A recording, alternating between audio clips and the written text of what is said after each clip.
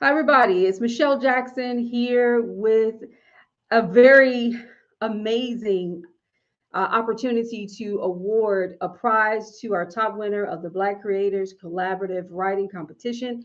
We have Ava Fields, who is our number one, our top writer. She is here, and we wanted to make sure that we not only pay homage to her work, but give you an opportunity to meet her, as well as meet the sponsor of the Black Creative Collaborative, that is Angela Ford. So let's bring them both on the screen. Hi, Angela. Hi, Hello, how are you? Hi. Hi, everybody. We are so excited to be here because we always stop and acknowledge our writers and our winners of these competitions because it's one thing to get something in the mail that says, hey, you won, and you can run around the house with it, with the prize, and tell everybody in the neighborhood. But it's something different when you get an opportunity to meet the winners and put a face with these great submissions, as well as make sure that our Black writers know that we want them to continue to write. So we're going to be here for just a little while to honor Ava. We are all here for you. But first, we wanted to talk a little bit about what this Black Creators Collaborative competition was about. And so Angela was the spearhead. She's the lead, the mastermind of this idea of creating this writing competition and being able to honor our Black writers. So you had to be of African descent and you had to submit a number of submissions on the WROTE program, the Obsidian WROTE program, which Angela's going to talk to us a little bit about. And then you had to submit for the competition. And so we were looking for dynamic writers, people who were willing to compete and win the first, second, and third prizes. And Ava rose to the top. So let's first start with letting Angela introduce herself, and then we're going to learn about our top winner. Angela? Thank you so much. And I want to say congratulations to Ava, but I'll also say we at the Obsidian Collection are really excited to put forth a contest like this to just engage and continue to encourage Black writers around the country. So, one of our divisions is WROTE, and WROTE is a platform that we launched to really get a lot of the Black writers in one space and just answer the question, well, where are the Black writers? I can't find them. So we wanted to eliminate that conversation, and partnering with a prestigious, large, organized group like Black Writers Workspace was the perfect place to start. So I couldn't be more excited because I was one of the judges, and the work is phenomenal. So congratulations again, Ava. Thank you. Appreciate it. Yes, absolutely. Angela's been dynamic to work with, creating this opportunity, and we need as many opportunities as possible to honor our writers. Ava submitted for this competition. She is someone who's in the horror genre, and I love that so much for a number of reasons. First, there's still this idea that Black people don't write horror. And I'm not sure what that's about because we are dynamic, magical people. We can write anything. And so she submitted her submission was called All While You Sleep, Jordan Peele, Black Bodies, and Gift Wrapping the Black American Nightmare. So let's meet and congratulate Ava Fields, our first place winner of the Black Creator Collaborative Thank competition. you. Thank you. I appreciate it. Probably one of my favorite things I've written in a while. Came to me like in one night, kind of how I would tie the idea together. So I was surprised. Honestly, I was like, I could have given that a little more time, but I was happy enough with it. But yeah, I always like to write about my dad. So I've written tons of things about him and just like growing up with him, without him. And it seems to be the area where I can draw up the most Well, from other people. Like it seems like other people respond to my writing about him stronger than probably other stuff that I write, which makes sense. So Tell us about the work. What inspired? I know your father inspired it, but tell us more in depth to what you were hoping the reader would walk away with when they read your submission. sure. Well, when I first read it and it asked like about kind of like moralizing someone or like gushing over someone who's really impactful, And one thing that's a huge part of all the work that I do, whether it's poetry or whether I'm doing my horror stuff or writing another essay, I always try to central around the people in our society that we believe are throwaways, like, and how they're actually the heroes we should be honoring. So that was a lot of what I was thinking when I wrote that. It's like, what happened to my dad is a sacrifice so that I would know what that is, how that impacts your family, how much it hurts, like what it can do. And it just, I think that our society could do a little bit better with acknowledging those existences, because that person's taking it so you don't have to. Because if that person's gone, then how do we even, then it's going to have to be somebody. And I think that people are just missing that that's a sacrifice too. It's not equal to other kinds perhaps, but it takes a lot to be someone who's openly struggling with anything, mental illness, addiction, like that takes a lot of courage. And I just think, yeah, we could do a little bit better with supporting people instead of just being dismissive. So that was something I wanted people to walk away with, like that your dad can be an addict, but you can still love him. You can hold him accountable for the things that happen and still love him and still be affected. You know, it's like my dad died when I was like 6, 7 years old, but any old thing could still make me like kind of tear up or like cry or something because my dad. So I just wanted people to kind of embrace that a little bit more. I know we're going through a really rough time in this country, not that we haven't always been, but I mean, like right now, it's very isolating. It's very hard to feel like you belong to any kind of community. It feels like difficult to connect, or at least it has over the last couple of years. And so a lot of my work is also about that. I think that people stick to topics that are safe, and I try to stay away from that. I try to pick things that I'm like, someone might see this and be like, why would you write that? But for me, that's my goal with my writing. I want you to like talk about it. I want you to ask me like why I'm writing like that, or why do I think that's what that horror movie like is symbolizing. So I'm just trying to encourage people to like step out of their preconceived notions about everything. Horror is obviously at the top of that, especially as a woman as well. Like it's very important for me to share with other women that this is actually your genre. Like you've been lied to. This is actually your genre, because we are the characters that take movies to the end. We're usually the characters that are like, this doesn't make sense. And everyone's like, oh, gaslighting. Like horror films are like peak like material for gaslighting. It's like your baby's like floating. Oh no, honey. Like you're just, it's like, okay. So I wanted to tap into that too. Of just taking stock of the fact that just because something seems traumatic, or perhaps it is traumatic, I don't want to say seems, but if it is traumatic, that it could also be positive, because you have to face something to go through it. It's like that phrase that we're always throwing around, like, oh, you need to get over it. It's like, no, you need to go through it. Very different. Like, no, you can't hurdle it, because then you're going to have to hurdle again. You have to actually like go through something and not try to like curate your responses or your behavior, and just allow yourself to go with your feelings. And I think that's something I want people to take from that, So Angela, what did you like about the work? Angela and her team, they were the judges for the competition. Talk to us about what you liked about Ava's work. It's funny. I was explaining to Ava that what I don't like is horror, right? So when I saw the title, I thought, okay, because she had already cleared a level of judges. So these were she had already a lot of people had put this one forth as one of the finalists, and I thought, and then because it takes me even the Jordan Peele movies, I have to see them 7 months after they come out at high noon with all the lights on and the door open, just to make sure we're okay. And I don't mind knowing the ending, because it's just too much. But the so I just thought it was extremely compelling as she compared the experience of horror movies and juxtaposed it with the loss of her father. Now I have lost my father, and I thought, oh, now that is interesting.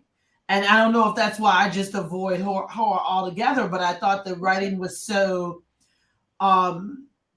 it connected. I felt just as a Black person, as a Black woman, as somebody who's experienced that immediate family loss and the trauma of that can be the trauma of Black life, because I don't live a trauma life, but I just really thought it really explored a lot of things that are absolutely there. That, you know, this, if you're certainly African American, you cannot dispute the metaphors and the allegories. And it was just really, I thought, oh, that's interesting. And I had never put those things together. So I thought its originality, the presentation, the storytelling, it just was top notch, just phenomenal. Thank you. I Gosh, appreciate it.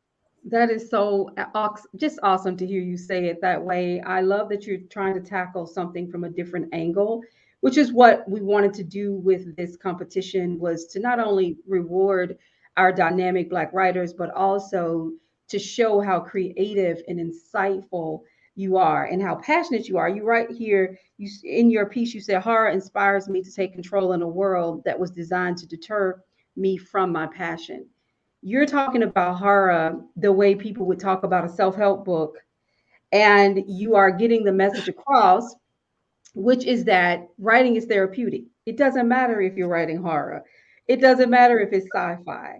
All this work that we're putting out there is work to heal ourselves and to heal others. And I think that what you do in just talking about the work itself and what your angles are with some of the projects that you're working on, I want to ask you about that shortly, really hit home for me as well, who I'm just someone who really believes that writers, we're gonna heal the world. I really do. I'm just that kind of, we are gonna heal the world because these works are so powerful. But talk to us a little about the Horror Advocate initiative. Okay, so the Horror Advocate is something that I started like thinking about in 2018 and kind of like putting some stuff together. I wrote a few articles that year just to see like, if I want to talk about this, what is that going to look like? How am I going to frame it? And I just decided this year that I was like ready to finally like push it to another level. So I designed and developed the Horror Advocate kind of as like a parent organization.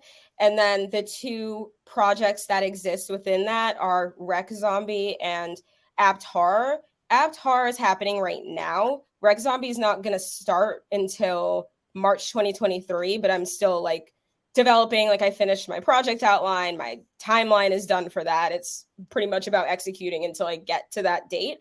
But I did a trial run of Apt Horror this year, and it's essentially it's a study that I've designed myself that combines like demographic data with film data. So half of the survey is like asking you like, do you live in a house or do you live in an apartment? Like, are there any stairs? Like things that people probably find very like, why does she want to know this? It's really random.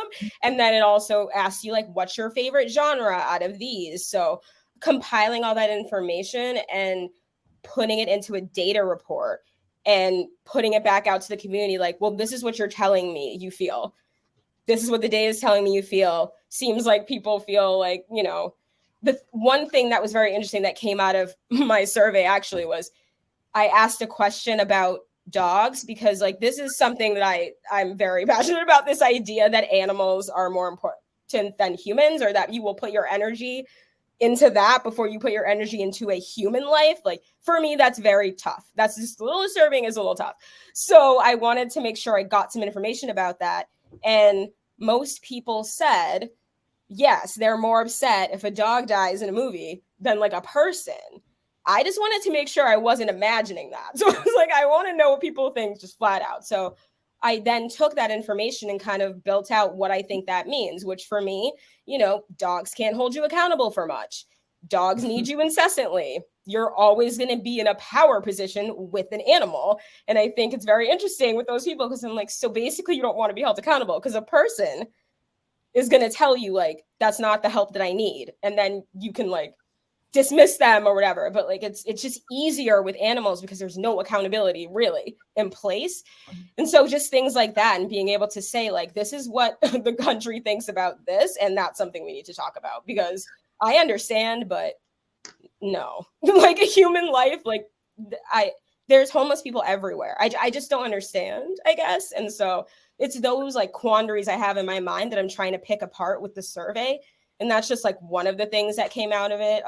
There was also a lot of themes that came out of it that made it pretty clear to me that people probably need to watch Texas Chainsaw Massacre. And I know people are like, I'm not going to do that. But it occurred to me that that's like a staple film, because that film is all about like, you know, it's basically about a place that was deindustrialized. Like it's this very poor, small Texas town. And you know, the people there were like working in these places that got shut down. And so it's like economic oppression and it's like desperation. Like one of the characters has like disabilities. So it's just all these things. And when you watch it, you can kind of see like how they're trying to basically show you the aftermath of what happens when we don't, you know, build our community, support the people who actually do the work. Like those things are like all over the place in that movie. So that was one of the ones I pulled out as like a top 3 that I thought people should check out. That's what I tried to do, is I took all the data and then I was like, all right, now what like 3 movies make the most sense with these themes? And then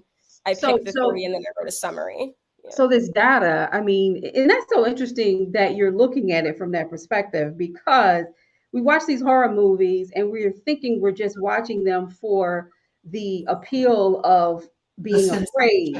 But there is, when you think about it, there are several things that we find in a lot of horror movies. You rarely see a horror movie that's in a very wealthy community. When you think about it, yeah, I mean, it speaks to the depraved, the marginalized in many ways. And I never class war. Like, and who's disposable, actually. Right, who's disposable. If you kill a wealthy person, that you know, everything stops and we're gonna have to really deal with that. Yeah. That's gonna have to be the plot of this story, you know. Why we did that. So that I'd like to ask a quick question, because I love your confidence and your analysis and your deep thought and how you're approaching your writing. And I'm not a writer. I mean, I say that all the time. Well, we've had that conversation. Everybody's a writer, you know that.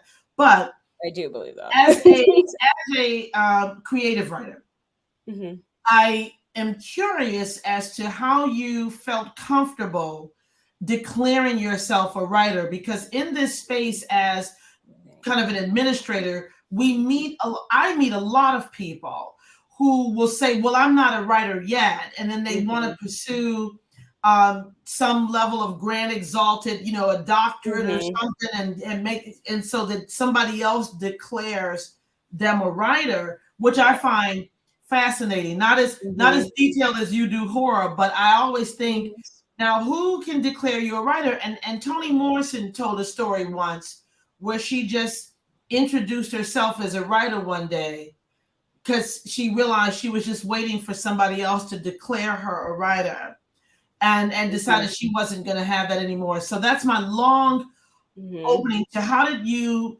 gain the confidence, or was it always in you to realize, yeah, I'm a writer and I'm a good one?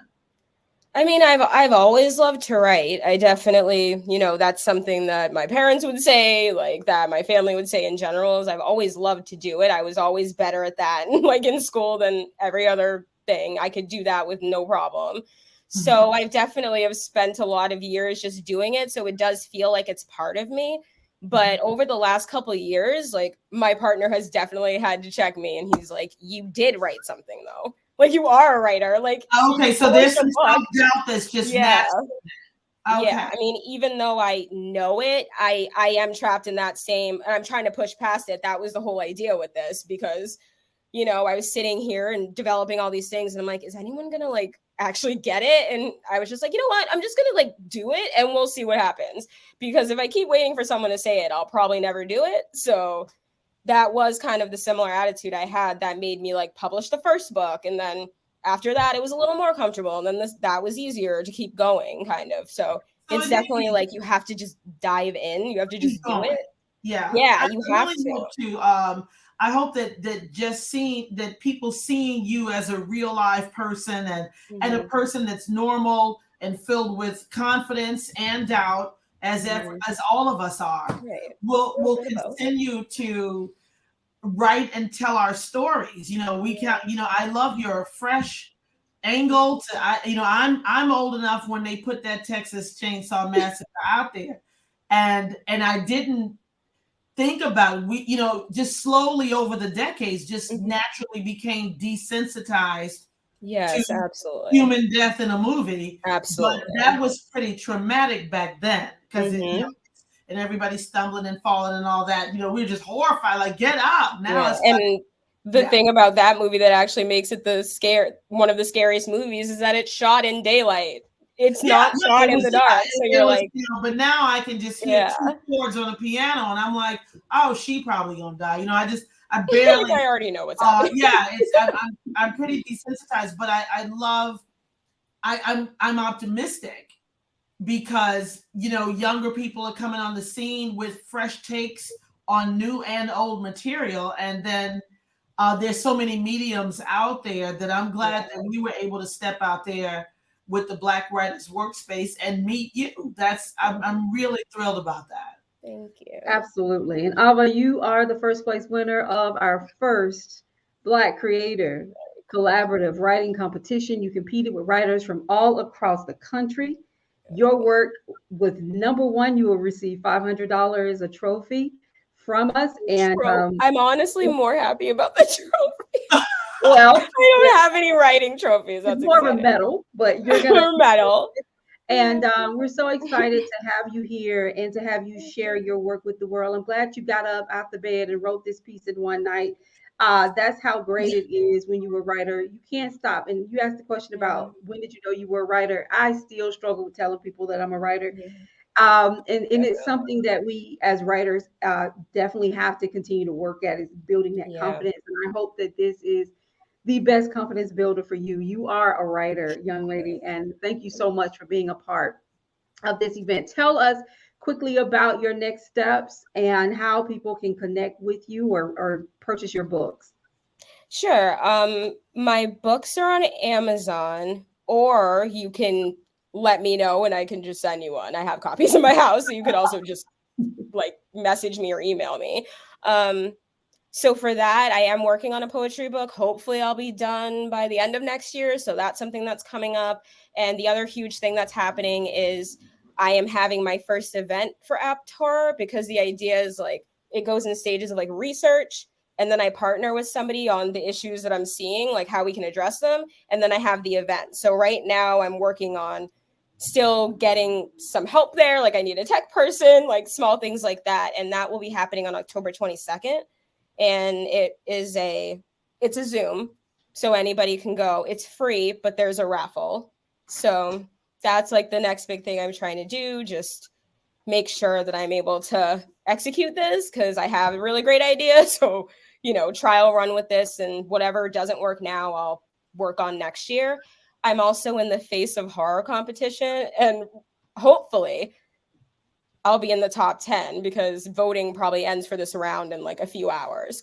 So you're out here. That's fantastic. Yeah, I was like, oh, okay. And I've been in first most of the time. I slipped to second yesterday, and my friends absolutely handled that. They were like, no, we're gonna fix that, because they know that's my life. All the tattoos I have, except for one of them, are related to that. The only tattoo I have that's not is the coordinates to where my dad is buried. So it's literally everything I do. It's not just entertainment, is also not just work to me. It's just, it kind of guides a lot of my life. So yeah, hoping on that I could win $13,000. I could stay in the Buffalo Bill house from Silence of the Lambs for 2 nights, I think. And I would get to be in Broomwood magazine. I'm clutching my pearls. I know. Where? That part, honestly, the idea of going to that house and that's what I really want more than anything. I'm sorry, that's what I want to do the most. Well, so we love the passion. Working on that. Absolutely. You do that. Yes, if you just look at the profiles, it's I don't see how. A million pictures and all these things. It's just, it would just be hilarious. But I still already know I am the queen of that, so I would live even if I didn't win. So. Well, we are so grateful to have you here. Congratulations again. Keep writing, keep being great. Continue to stay with us with the Black Writers Workspace.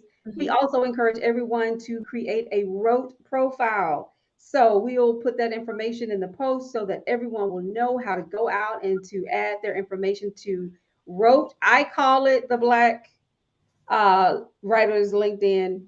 Don't tell Angela I said that. But I love that because we need that space. Yes. And so everyone, please create your WROTE profile and also stay with us with the Black Writers Workspace. So Ava, congratulations. And Angela, would you like to give her the farewell? I'd like to say congratulations again. It's a brilliant piece of work. We're going to put it on all of our platforms. Okay, thank you so much. I appreciate it. And I will definitely make sure I set up the Medium account so that you're able to link me there. On our Medium account. Yes. Yeah, and I think I sent you my website, but if I didn't, I can do that too, because then we'll get all the right information so that we can share it with everybody. Yep. Yeah. Absolutely. Okay. So everyone, continue to follow us on the Black Writers Workspace. Follow the Obsidian WROTE, all of their social media platforms. Find us on medium.com so that you can learn more about Ava's work. Follow Ava. If she needs you to vote for her, then you need to go vote. Buy her book. Support. That's what we do on this workspace. So thank you, ladies. I'm going to take you off the screen, but please stay around so that we can have our official farewell. Take care. Thanks. Okay, everybody, thank you so much for all of you, everyone who participated in the competition. If you submitted your information, it was read, it was reviewed. And so many of you, we do have a second and third place winner, and we want to congratulate them as well. And hopefully we'll be doing an interview with them in the coming weeks. Please stay with us at the Black Writers Workspace. We are preparing for our first live book fair here in New Orleans, Louisiana in January. And so we do encourage you to be a part of that event. You can find the information on all of our social media pages, but you can also go to my website at www.authormichelledjackson.com to learn more about that event. So farewell, have a great, great day, and thank you for joining us for our announcement of the winner of the Black Creators Collaborative Writing Competition. Take care.